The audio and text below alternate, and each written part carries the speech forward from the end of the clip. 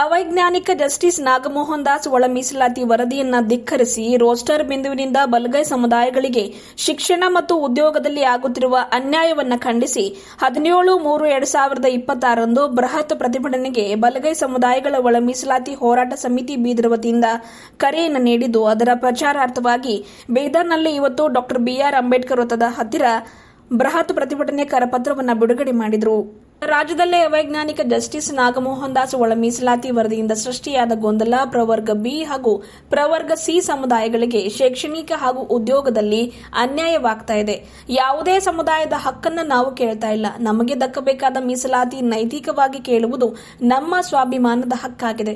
ಹಾಗಾಗಿ ಯಾವುದೇ ಕಾರಣಕ್ಕೂ ನಮ್ಮ 101 ಸಮುದಾಯಗಳಿಗೆ ಅನ್ಯಾಯವಾಗದಂತೆ ನಮ್ಮನ್ನು ಆಳುತ್ತಿರುವ ಸರ್ಕಾರ ಬಿಂದು ಶ್ರೇಣಿಯಲ್ಲಿ ಆಗಿರುವ ಗೊಂದಲ ಸರಿಪಡಿಸಿ ನ್ಯಾಯ ನೀಡಲು ಸರ್ಕಾರಕ್ಕೆ ಒತ್ತಾಯಿಸಲು ದಿನಾಂಕ 17/3/2026 ಬೀದರ್ನಲ್ಲಿ ಬೃಹತ್ ಹೋರಾಟ ರೂಪಿಸಲಾಗಿದೆ ಎಂದು ಬಲಗೈ ಸಮುದಾಯಗಳ ಒಳ ಮೀಸಲಾತಿ ಹೋರಾಟ ಸಮಿತಿ ಬೀದರ್ನ ಅಧ್ಯಕ್ಷರಾದ ಮಹೇಶ್ ಗೋನಾಳ್ಕರ್ ಮಾತನಾಡಿ ತಿಳಿಸಿದ್ದಾರೆ. ಬೀದರ್ ವಿಶ್ವವಿದ್ಯಾಲಯದ ಸಿಂಡಿಕೇಟ್ ಸದಸ್ಯರಾದ ವಿಠಲ್ ದಾಸ್ ಪಾಗಿ ಅವರು ಕೂಡ ಮಾತನಾಡಿ, ಬಲಗೈ ಸಮುದಾಯ ಒಳ ಮೀಸಲಾತಿ ವಿರೋಧಿಯಲ್ಲ, ಆದರೆ ಮಾದಿಗ ಸಮಾಜದ ಇಬ್ಬರು ಕಿಡಿಗೇಡಿಗಳು ಬಲಗೈ ಸಮುದಾಯದ ನಾಯಕರಾದ ಮಾನ್ಯ ಮಲ್ಲಿಕಾರ್ಜುನ್ ಖರ್ಗೆ ಹಾಗೂ HC ಮಹದೇವಪ್ಪ, ಡಾ. G. ಪರಮೇಶ್ವರ್ ಮತ್ತು ಪ್ರಿಯಾಂಕ್ ಖರ್ಗೆ ಅವರಿಗೆ ಉದ್ದೇಶಪೂರ್ವಕವಾಗಿ ಅವಮಾನಿಸುವ ಕೆಲಸ ಮಾಡ್ತಾ ಇದ್ದಾರೆ.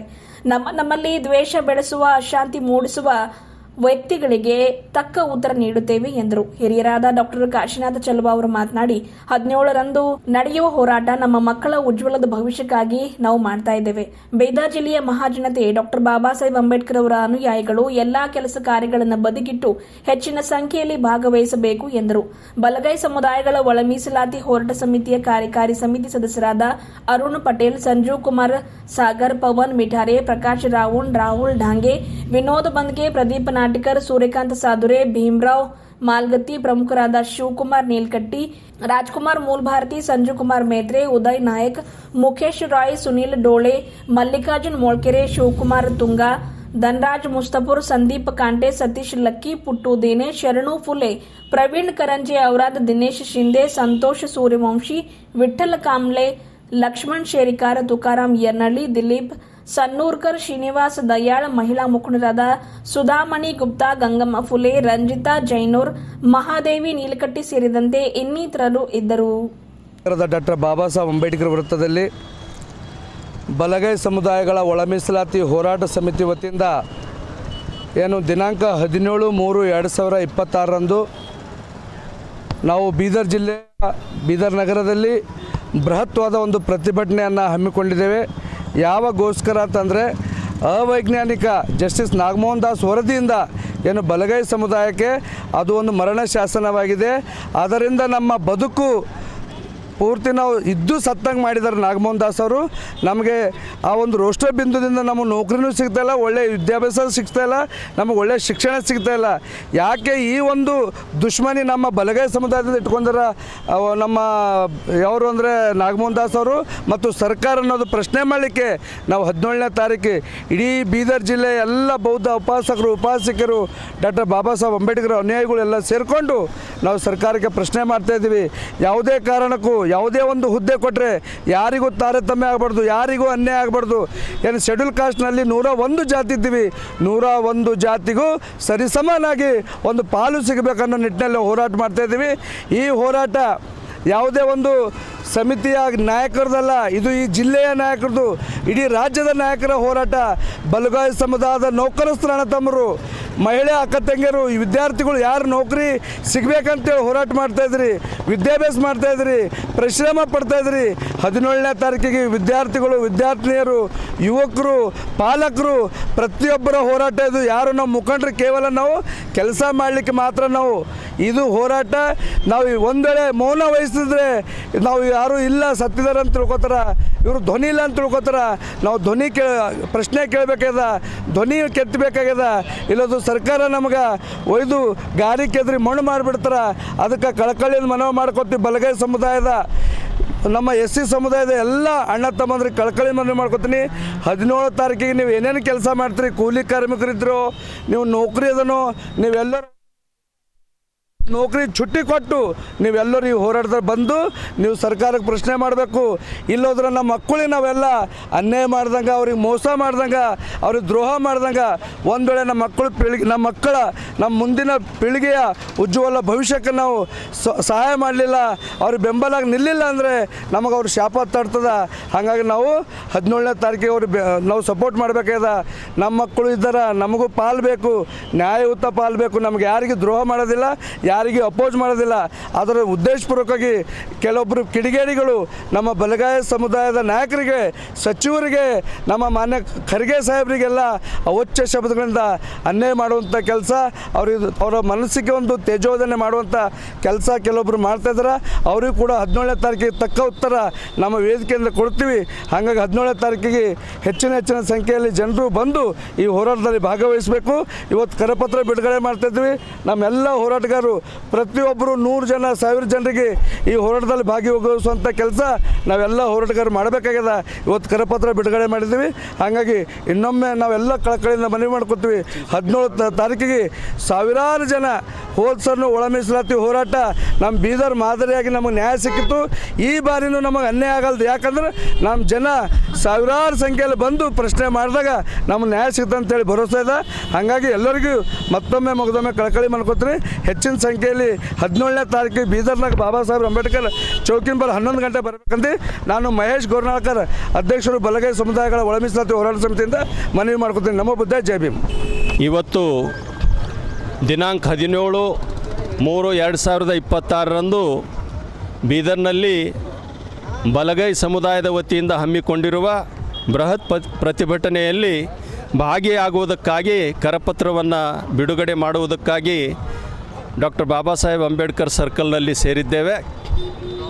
ಪ್ರಮುಖವಾಗಿ ನಾವು ಈ ಪ್ರತಿಭಟನೆ ಯಾಕೆ ಮಾಡ್ತಾ ಇದ್ದೀವಿ ಅಂತಂದರೆ, ಮಾದಿಗ ಸಮುದಾಯದ ಮಂದಾಕೃಷ್ಣ ಮಾದಿಗ ಅನ್ನೋರು ನೇರವಾಗಿ ನಮ್ಮ ಸಮುದಾಯದ ರಾಷ್ಟ್ರೀಯ ನಾಯಕರಾಗಿರ್ತಕ್ಕಂಥ ಸನ್ಮಾನ್ಯ ಶ್ರೀ ಮಲ್ಲಿಕಾರ್ಜುನ್ ಖರ್ಗೆಯವರು, ಕಾಂಗ್ರೆಸ್ ಪಕ್ಷದ ರಾಷ್ಟ್ರೀಯ ಅಧ್ಯಕ್ಷರಿಗೆ ಅವರೇ ನೇರವಾಗಿ ಒಳ ಮೀಸಲಾತಿಯನ್ನು ಆಗದ ಹಾಗೆ ನೋಡ್ಕೊಳ್ತಾ ಇದ್ದಾರೆ ಅನ್ನೋ ಅಪವಾದ ಮಾಡ್ತಾ ಇದ್ದಾರೆ.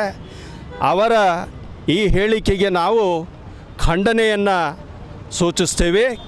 ಜೊತೆಗೆ ಬಲಗೈ ಸಮುದಾಯದವರು ಉದ್ದೇಶಪೂರ್ವಕವಾಗಿ ಇಲ್ಲಿಯವರೆಗೆ ಸಂವಿಧಾನ ಜಾರಿಯಾದಾಗಿನಿಂದ ಎಲ್ಲರ ಹಕ್ಕುಗಳನ್ನು ಹೊಡ್ಕೊಂಡು ತಿಂತಾ ಇದ್ದಾರೆ ಅನ್ನೋ ಒಂದು ಅಪವಾದವನ್ನು ಈ ಸಮುದಾಯದ ಮೇಲೆ ಮಾಡ್ತಾ ಇದ್ದಾರೆ. ಇದು ಸರಿಯಾದ ಕೆಲಸ ಅಲ್ಲ. ಅದನ್ನು ಸಹ ನಾವು ಉಗ್ರವಾಗಿ ಖಂಡಿಸ್ತೇವೆ. ಯಾಕಂತಂದರೆ ಡಾಕ್ಟರ್ ಬಾಬಾ ಸಾಹೇಬ್ ಅಂಬೇಡ್ಕರ್ ಅವರು ಬರೆದಿರುವ ಸಂವಿಧಾನ ಈ ದೇಶದ ಪ್ರತಿಯೊಬ್ಬ ಪ್ರಜೆಗೆ ಸಮಾನ ಅವಕಾಶವನ್ನು ಕೊಡ್ತದೆ. ಸಂವಿಧಾನ ಜಾರಿ ಆದಮೇಲೆ ಒಂದು ವೇಳೆ ಬಲಗೈನವರು ಬಾಬಾ ಸಾಹೇಬರ ವಿಚಾರಗಳನ್ನು ಅನುಸರಿಸಿ ಅಧ್ಯಯನ ಮಾಡಿ ಡಿಗ್ರಿಗಳನ್ನು ಪಡೆದುಕೊಂಡು ನೌಕರಿ ಪಡೆದುಕೊಂಡ್ರೆ ಅದರಲ್ಲಿ ಬೇರೆಯವ್ರ ಮೇಲೆ ಅಪವಾದನೆ ಬೇರೆಯವರ ಹಕ್ಕುಗಳನ್ನು ಹೊಡ್ಕೊಂಡು ತಿಂದಿದ್ದಾರೆ ಅನ್ನೋದಕ್ಕೆ ಯಾವುದೇ ಅರ್ಥ ಇರೋದಿಲ್ಲ. 1977ರಲ್ಲಿ ಸ್ಪೃಶ್ಯ ಜಾತಿಗಳಾಗಿರ್ತಕ್ಕಂಥ ಲಂಬಾಣಿ, ಬೋವಿ, ಕೊರಮ, ಕೊರಚ ಇವರೆಲ್ಲರೂ ಸಹಿತ ಈ ಒಂದು ಪರಿಶಿಷ್ಟ ಜಾತಿಯ ಒಂದು ಪಟ್ಟಿಯಲ್ಲಿ ಬಂದ ಮೇಲೆ ಅಂದಿನಿಂದ ಇಲ್ಲಿಯವರೆಗೆ ಅವರು ಜಾಸ್ತಿ ಒಂದು ಹುದ್ದೆಗಳನ್ನು, ಶಿಕ್ಷಣದಲ್ಲಿರ್ತಕ್ಕಂಥ ಮೆಡಿಕಲ್ ಸೀಟುಗಳನ್ನು, ಇಂಜಿನಿಯರಿಂಗ್ ಸೀಟುಗಳನ್ನು ಹೊಡ್ಕೊಳ್ತಾ ಇದ್ದಾರೆ. ಅದು ಸಂವಿಧಾನಕ್ಕೆ ವಿರುದ್ಧ ಅಂತ ಹೇಳಲಿಕ್ಕಾಗೋದಿಲ್ಲ. ಯಾಕಂತಂದರೆ ಎಡಗೈಕ್ಕಿಂತನೂ ಬಲಗೈ ಸಮುದಾಯದ ವಿದ್ಯಾರ್ಥಿಗಳಿಗಿಂತನೂ ಜಾಸ್ತಿ ಅವರು ಅಧ್ಯಯನ ಮಾಡ್ತಾ ಇದ್ದಾರೆ. ಸ್ಪರ್ಧಾತ್ಮಕ ಪರೀಕ್ಷೆಗಳಲ್ಲಿ ಅವರು ಮುಂದೆ ಬರ್ತಾ ಇದ್ದಾರೆ, ಅವರು ನೌಕರಿ ಹುಡ್ಕೊಳ್ತಾ ಇದ್ದಾರೆ. ಮಾದಿಗರು ಸ್ವಾತಂತ್ರ್ಯ ಆದಮೇಲೆ ಅಧ್ಯಯನವನ್ನು ಮಾಡೋದು ಬಿಟ್ಟು ತಮ್ಮ ಕುಲಕಸುಬನ್ನು ಅವರು ಅನುಸರಿಸ್ಕೊಂಡು ಹೋಗಿ ಅವರ ತಪ್ಪಿನಿಂದಾಗಿ ಅವರುಗಳೇ ಹುದ್ದೆ ಸಿಗಲಿಲ್ಲ ಅಂತಂದರೆ ಅದರ ನೇರ ಅಪವಾದನೆ ನಮ್ಮ ಮೇಲೆ ಮಾಡೋದು ಅದು ಶುದ್ಧ ಸುಳ್ಳು.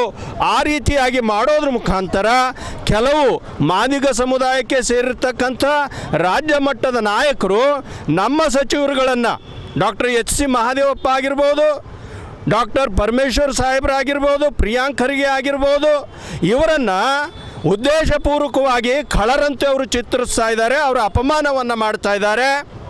ಅದನ್ನು ಸಹ ನಾವು ಉಗ್ರವಾಗಿ ಖಂಡಿಸ್ತೇವೆ. ಜೊತೆಗೆ ನಮ್ಮ ಸಚಿವರುಗಳನ್ನು ಅವರು ಆ ರೀತಿಯಾಗಿ ಅಪಮಾನ ಮಾಡ್ತಾ ಇದ್ದಾರೆ, ಪ್ರತಿಭಟನೆಗಳಲ್ಲಿ ಅವರ ಭಾವಚಿತ್ರಗಳಿಗೆ ಅಪಮಾನ ಮಾಡ್ತಾ ಇದ್ದಾರೆ ಅಂದರೆ ನಾವು ಆ ಮಟ್ಟಕ್ಕೆ ಇಳಿಯೋದಿಲ್ಲ. ಇವತ್ತು ನಾವು ಸಂಯಮದಿಂದ ನಡೆದುಕೊಳ್ತೇವೆ. ಯಾಕಂತಂದರೆ ನಮಗೂ ಇವತ್ತು ಪ್ರಜ್ಞೆ ಇದೆ. ಎಡಗೈ ಬಲಗೈ ಸಾವಿರಾರು ವರ್ಷಗಳಿಂದ ಊರುಗಳಲ್ಲಿ ಅಣ್ಣ ತಮ್ಮಂದಿರಂತೆ ಬದುಕ್ತಾ ಬಂದಿದ್ದಾರೆ. ನಮ್ಮನ್ನು ಒಡೆದು ಆಳುವ ರಾಜಕೀಯ ನೀತಿಯನ್ನು ನಾವು ಅರ್ಥ ಮಾಡಿಕೊಂಡು ಮುಂದೆಯೂ ಸಹ ಒಂದಾಗಿ ಬಾಳಿದರೆ ರಾಜಕೀಯ ಅಧಿಕಾರ ಸಿಗ್ತದೆ, ಎಲ್ಲ ಕ್ಷೇತ್ರಗಳಲ್ಲಿ ನಮಗೆ ನ್ಯಾಯ ಸಿಗ್ತದೆ. ಇಲ್ಲ ಅಂದರೆ ಎಡಕ್ಕೂ ಏನೂ ಸಿಗೋದಿಲ್ಲ, ಬಲಕ್ಕೂ ಏನೂ ಸಿಗೋದಿಲ್ಲ, ಕಾಣದ ಕೈಗಳಿಗೆ ಎಲ್ಲವೂ ಸಿಗ್ತದೆ. ಇದನ್ನು ಅರ್ಥ ಮಾಡಿಕೊಂಡು ನಾವು ಮುಂದುವರಿಬೇಕು ಅಂತಕ್ಕಂಥ ಒಂದು ಮನವಿಯನ್ನು ಮಾಡಿಕೊಳ್ತೇವೆ. ಮುಂದುವರೆದು ಕಾಂಗ್ರೆಸ್ ಸರ್ಕಾರಕ್ಕೆ ಒಂದು ಸಂದೇಶವನ್ನು, ಒಂದು ಎಚ್ಚರಿಕೆಯನ್ನು ಕೊಡಲಿಕ್ಕೆ ಇಷ್ಟಪಡ್ತೇವೆ. ಕಾಂಗ್ರೆಸ್ ಸರ್ಕಾರ ಇವತ್ತು ಅಧಿಕಾರದಲ್ಲಿ ಕರ್ನಾಟಕದಲ್ಲಿ ಬಂದಿದೆ ಅಂತಂದರೆ ನಮ್ಮ ಸಮುದಾಯದ 100% ಮತಗಳನ್ನು ಪಡೆದುಕೊಂಡು ಬಂದಿದೆ. ಹಾಗಾಗಿ ಬರುವ ದಿನಗಳಲ್ಲಿ ಒಳ ಮೀಸಲಾತಿ ಹೆಸರಿನಲ್ಲಿ ಈ ಸಮುದಾಯಕ್ಕೆ ಏನಾದರೂ ಅನ್ಯಾಯ ಮಾಡೋ ಪ್ರಯತ್ನ ಪಟ್ಟರೆ ಮುಂದಿನ ದಿನಗಳಲ್ಲಿ ನಾವು ಪಾಠವನ್ನು ಕಲಿಸಬೇಕಾಗ್ತದೆ. ಅದಕ್ಕಾಗಿ ನಾವು ಯಾರಿಗೂ ಅನ್ಯಾಯ ಆಗಲಿ ಅಂತ ಬಯಸ್ತಕ್ಕಂಥ ಸಮುದಾಯ ಅಲ್ಲ. ಬಾಬಾ ಸಾಹೇಬರು ಯಾರಿಗೂ ಅನ್ಯಾಯ ಮಾಡಿದವರಲ್ಲ. ಬಾಬಾ ಸಾಹೇಬರ ಸಮುದಾಯದ ಜನಗಳಾದ ನಾವು ಸಾಮಾಜಿಕ ನ್ಯಾಯ ಸದಾ ಈ ದೇಶದಲ್ಲಿ ಇರಲಿ ಅಂತಕ್ಕಂಥ ನಂಬಿಕೊಂಡು ಬಂದಿರತಕ್ಕಂಥ ಜನ ನಾವು. ಆದರೆ ಬರುವ ದಿನಗಳಲ್ಲಿ ಮತ್ತೆ ಎಡಗೈ ಸಮುದಾಯದ ನಾಯಕರಾಗಲಿ ಅಥವಾ ಪ್ರತಿಭಟನೆಗಳಲ್ಲಾಗಲಿ ನಮ್ಮ ನಾಯಕರಿಗೆ ಒಂದು ವೇಳೆ ಅಪಮಾನಗಳನ್ನು ಮಾಡಿದ್ರೆ ನಮ್ಮ ಸಮುದಾಯವು ಸಹ ಭಾವನೆಯಲ್ಲಿ ಹರಿದುಕೊಂಡು ಏನು ಮಾಡ್ತದೆ ಅನ್ನೋದನ್ನು ನಾವು ಹೇಳಲಿಕ್ಕಾಗೋದಿಲ್ಲ. ಬರ್ತಕ್ಕಂಥ ಪರಿಣಾಮಗಳಿಗೆ ನೀವೇ ಕಾರಣರಾಗ್ತೀರಿ ಅಂತಕ್ಕಂಥ ಎಚ್ಚರಿಕೆಯೊಂದಿಗೆ ನಾನು ನನ್ನ ಮಾತುಗಳನ್ನು ಮುಗಿಸ್ತೇನೆ. ಧನ್ಯವಾದ.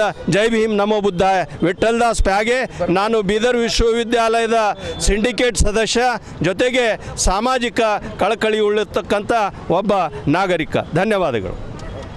ಮಾತಾಡಿರ್ತಕ್ಕಂಥ ಈ ಒಂದು ಒಕ್ಕೂಟದ ಅಧ್ಯಕ್ಷ ಗೋರ್ನಳ್ಕರ್ ಅವರೇ, ಪ್ಯಾಗೆ ಸರ್ ಅವರೇ, ಎಲ್ಲ ಸಂಘಟನೆಯ ಅಧ್ಯಕ್ಷ ಮತ್ತು ಪದಾಧಿಕಾರಿಗಳೇ, ಈಗಾಗಲೇ ಈ ಒಳ ಮೀಸಲಾತಿ ಪ್ರಾರಂಭ ಆಗಬೇಕು, ರಾಜ್ಯದಲ್ಲಿ ಎಲ್ಲರಿಗೆ ಸಮಾನವಾಗಿರ್ತಕ್ಕಂಥ ಅವಕಾಶವನ್ನು ಕೊಡಬೇಕಂತಕ್ಕಂಥ ನಿಟ್ಟಿನಲ್ಲಿ ಸುಮಾರು 30 ವರ್ಷದಿಂದ ಹೋರಾಟ ಮಾಡ್ತಕ್ಕಂಥ ನಾವು ಎಲ್ಲರೂ ಬಂದಿದ್ದೇವೆ. 101 ಉಪಜಾತಿ ಎಲ್ಲರೂ ಸೇರಿಕೊಂಡು ಇದಕ್ಕೆ ನಾವು ಮುಂಚೂಣಿಯಲ್ಲಿ ತರ್ತಕ್ಕಂಥ ಕೆಲಸದಲ್ಲಿ ನಾವೆಲ್ಲ ತೊಡಗಿದ್ದೇವೆ. ಆದರೆ ಇದು ಹೋರಾಟಕ್ಕೆ ಇಳಿತಕ್ಕಂಥ ಪ್ರಸಂಗ ಯಾಕೆ ಬಂತಂದರೆ ಇಲ್ಲಿ ತಾರತಮ್ಯ ಮಾಡಿದ್ದಾರೆ. ಜಸ್ಟಿಸ್ ನಾಗಮೋಹನ್ ದಾಸ್ ಅವರು ಅವರ ಮೇಲೆ ನಂಬಿಕೆ ಇಟ್ಟು ಈ ಒಂದು ಸಮುದಾಯಕ್ಕೆ ಎಲ್ಲರಿಗೂ ಸರಿಸಮಾನವಾಗಿರ್ತಕ್ಕಂಥ ಸೌಲಭ್ಯಗಳನ್ನು ಕೊಡ್ತಾರಂತಕ್ಕಂಥ ನಂಬಿಕೆ ಇತ್ತು.